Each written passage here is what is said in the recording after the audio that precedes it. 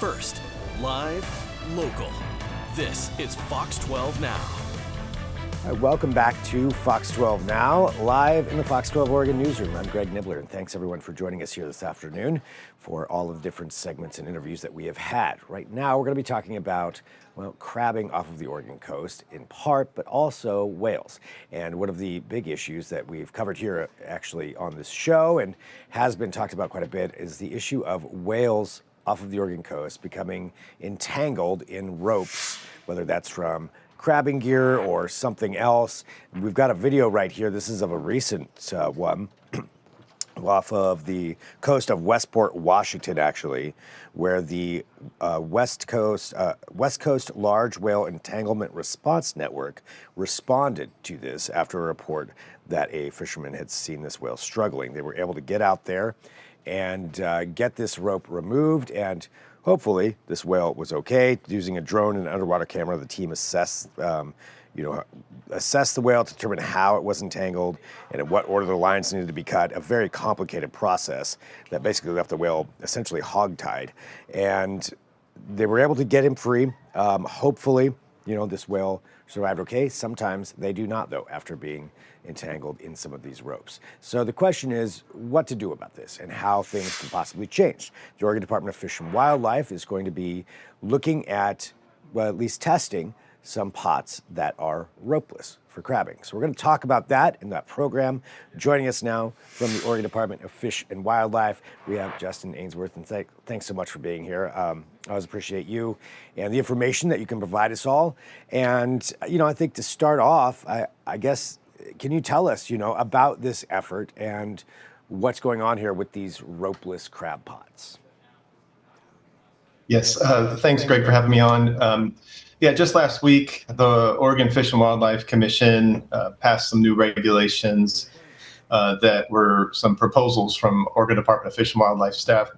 And the proposal that we talked about and what was passed is allowing permitted limited use of alternative gears, including pop-up gear and long-line gear. Both methods reduce the amount of lines in the water so that it lowers the risk of entanglements. And so we're looking to get some of this gear in the water early next year.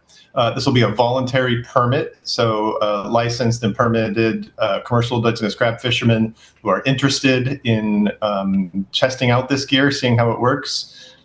We'll have a program that they'll be able to apply for a permit, and what we're hoping is to have enough permits out there to test out this gear in different parts of the coast and some areas so that we can fishermen have a chance to use it themselves, and we have a chance to see how we can manage it and enforce the rules. And looking forward to this opportunity. Currently, when you're looking at the rules, is it required currently to have a rope attached to a crab pot if you're going to be doing any kind of crabbing, commercial or otherwise? Yes, that's correct. Currently, every pot needs to have a rope and a buoy up to the surface. Over 30 years ago, there used to be an allowance for commercial crab fishermen to use long lining. So there would be multiple pots that would be strung together with only one or two buoys, at each end of a line. Those rules have not been in place for, like I said, over 30 years. And so we're interested in seeing if that method could come back and tested to see if it works now. That would reduce the number of lines in the water greatly. That coupled with this newer technology of pop-up gear where fishermen are able to press a button and the buoys pop up. So that will just reduce the amount of lines in the water.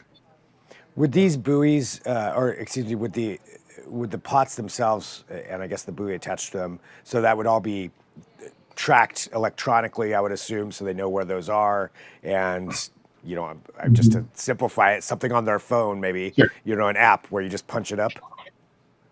Yeah. So how it works in a nutshell, there's one, I guess it kind of looks like a crab pot, but it would hold all of the rope and buoys in it. And this is something that the manufacturers call a sled. So the sled would have rope and buoys all kind of coiled up into it. And if you're using a long line setup, and then there'd be multiple pots in a string connected to that one sled. And in that sled is an acoustic release device that when fishermen are, that have deployed it, when they're ready for that buoy to pop up, essentially they have an acoustic signal that they're able to send down, and the buoy pops up. So that's how it works on retrieval. When the pop-up gear is set, yes, there is a virtual gear marking app, and depending on the manufacturer, there's a few different options there. And so when the gear is first set, the fishermen mark a point. It's just a GPS waypoint, and then it's stored on the application, and then there's a unique identifier so that only a fisherman is able to deploy the gear that they set. Other fishermen aren't able to pull that pot, but the application itself will have some mapping capabilities so that other fishermen that are fishing in the area, whether they be other crab fishermen or fishing for other species like salmon or tuna or trawling for groundfish, other fishermen will be able to virtually see where that gear is, because there is no buoy as there is in the traditional gear. So there's a lot of information that over the next few months we'll be sharing with the commercial crab fishery about how all of this will work. And we're learning ourselves. Yeah, it sounds like a learning process all around, but interesting use case of this, and just seeing how that technology and advancements can change the way this could work. When it comes to testing things like this, is there a big hope that this can reduce some of those issues that have been happening with whales off of the Oregon coast of getting entangled?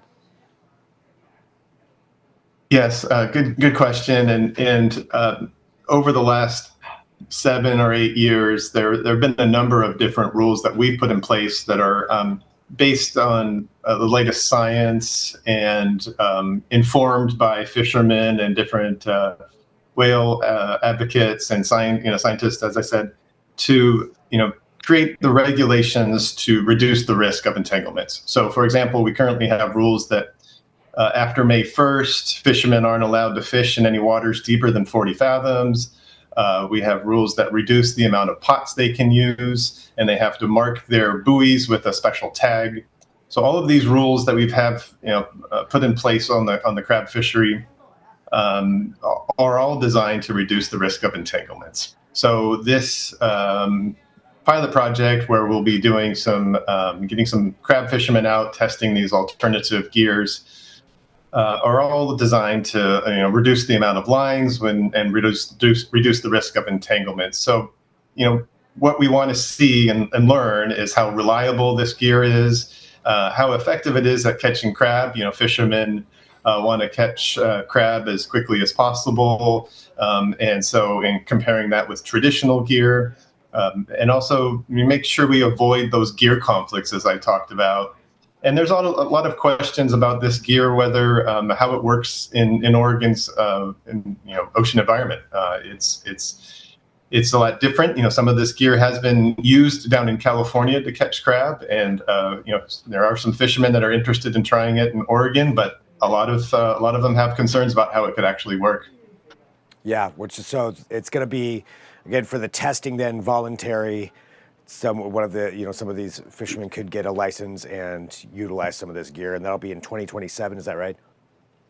Yeah, that's correct. The commercial crab season starts December 1st. Sometimes that's delayed based on some quality testing or some other biotoxins, and so the crab season starts December to January, and then in the springtime, after May 1st, that's kind of the area that we're looking that would be a good time to test the crab, this alternative crab gear, in the areas that are otherwise closed to commercial crabbing.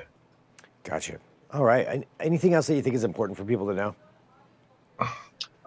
Yeah, I think these rules have been a long time coming. There's been a lot of interest in trying out these alternative gears, and what we did to get where we are today is we held lots of advisory committee meetings, talked to a lot of people. We had public meetings where we talked about these proposed rules, and so they help shape these rules. So fishermen, whale conservation advocates, scientists, like I said, are all part of our advisory committees. They all helped inform these rules to make sure they're so that we have some options here, and that we can see how this works for Oregon.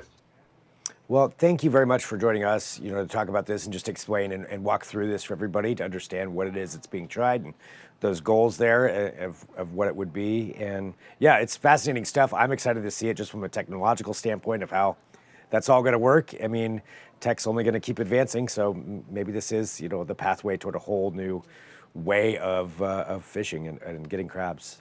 But amazing. Thank you very much for being here with us. I always appreciate it. You're welcome. Thank you.